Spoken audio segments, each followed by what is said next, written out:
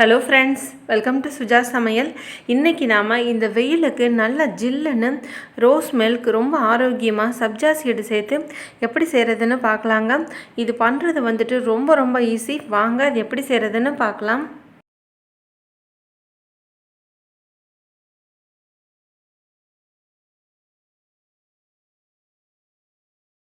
இதே மாதிரியே வெறும் 10 ரூபாய் மில்க் பிகிஸ் பிஸ்கெட் பாக்கெட் யூஸ் பண்ணி வீட்டிலையே ரொம்ப ஈஸியான மெத்தடில் ஐஸ்கிரீம் எப்படி பண்ணுறதுங்கிற வீடியோவோட லிங்க்கும் நான் டிஸ்கிரிப்ஷன் பாக்ஸில் கொடுத்துருக்கேங்க. அந்த வீடியோ பார்க்கணுன்னு நினச்சிங்கன்னா அந்த லிங்க்கை செக் பண்ணி பாருங்கள். இதுக்காக நான் இன்றைக்கி ஒரு 1/2 லிட்டர் அளவுக்கு பால் காய்ச்சி எடுத்து வச்சுருக்கேங்க. பால் வந்துட்டு ஃபுல் க்ரீம் மில்காக இருந்ததுன்னா ரோஸ் மில்க் வந்து உங்களுக்கு குடிக்கிறதுக்கு நல்லா திக்காகவும் ரொம்ப டேஸ்ட்டாகவும் இருக்கும்.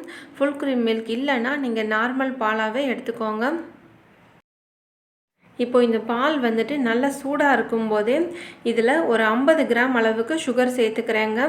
ரோஸ் மில்க்கு எப்போவுமே இனிப்பு கொஞ்சம் கூட இருந்தால் தான் நல்லாயிருக்கும். அதனால் உங்களுக்கு இதை விட இனிப்பு கொஞ்சம் எக்ஸ்ட்ரா வேணும்னாலும் சேர்த்துக்கோங்க. 1/2 லிட்டர் பாலுக்கு 50 கிராம் அளவுக்கு சேர்த்துக்கிட்டோன்னா கரெக்டாக இருக்கும். டீஸ்பூன்னா ஒரு 7 டீஸ்பூன் அளவுக்கு நீங்கள் இனிப்பு சேர்த்துக்கலாங்க. இந்த பால் வந்து சூடாக இருக்கும்போதே இதை நல்லா கலந்து விட்டுக்கோங்க. இந்த பால் வந்துட்டு நல்லா ஆறட்டும். இப்போது பால் வந்துட்டு நல்லா ஆறிடுச்சுங்க. அடுத்ததாக இப்போது இதில் ரோஸ் மில்க் எசன்ஸ் சேர்த்துக்கலாம். இந்த எசன்ஸ் வந்துட்டு எல்லா சூப்பர் மார்க்கெட்லேயும் கிடைக்கும். இப்போ இந்த ரோஸ் மில்க் எசன்ஸை வந்து இது கூட நான் சேர்த்துக்கிறேங்க. இந்த அளவுக்கு சேர்த்துக்கிட்டாலே போதுங்க. இதை விட எக்ஸ்ட்ரா வேணும்னா கொஞ்சமாக நீங்கள் சேர்த்துக்கோங்க. ரொம்ப அதிகமாக சேர்த்துட்டாலும் டேஸ்ட் வந்து நல்லா இருக்காது. இப்போ இதை நம்ம நல்லா கலந்து விட்டுட்டு ஃப்ரிட்ஜில் ஒரு 2 மணி நேரத்துக்கு வச்சு எடுத்துக்கலாம்.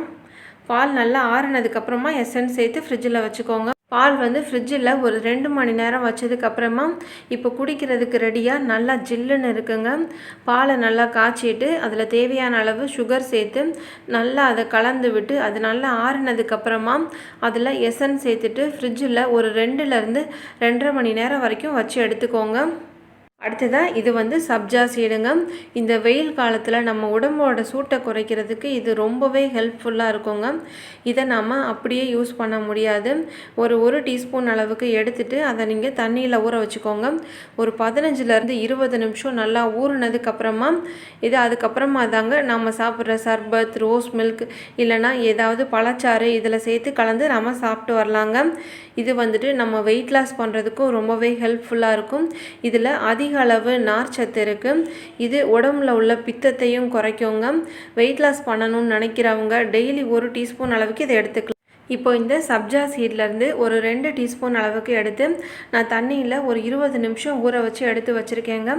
இதை கண்டிப்பாக தண்ணியில் ஊற வச்சு அதுக்கப்புறமா தாங்க சேர்த்துக்கணும். அதே மாதிரி ஒரு நாளைக்கு ஒரு 2 டீஸ்பூனுக்கு மேலே சாப்பிடக்கூடாது. இதை வந்துட்டு கர்ப்பிணி பெண்கள், தைராய்டு பிரச்சனை இருக்கிறவங்கெல்லாம் டாக்டரோட ஆலோசனை இல்லாமல் இந்த சப்ஜா சீடை எடுத்துக்கக்கூடாதுங்க. இப்போ இந்த ஊற வச்ச சப்ஜா சீடை சேர்த்துக்கலாங்க. ஒரு கிளாஸுக்கு ஒரு 2 டீஸ்பூன் அளவுக்கு சேர்த்துக்கிட்டோன்னா கரெக்டாக இருக்கும். இப்போ இந்த ரோஸ் மில்கை சேர்த்துக்கலாம்.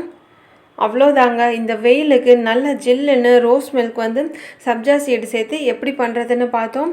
இதே மாதிரியே நீங்களும் செஞ்சு பார்த்துட்டு உங்கள் கமெண்ட் சொல்லுங்கள்.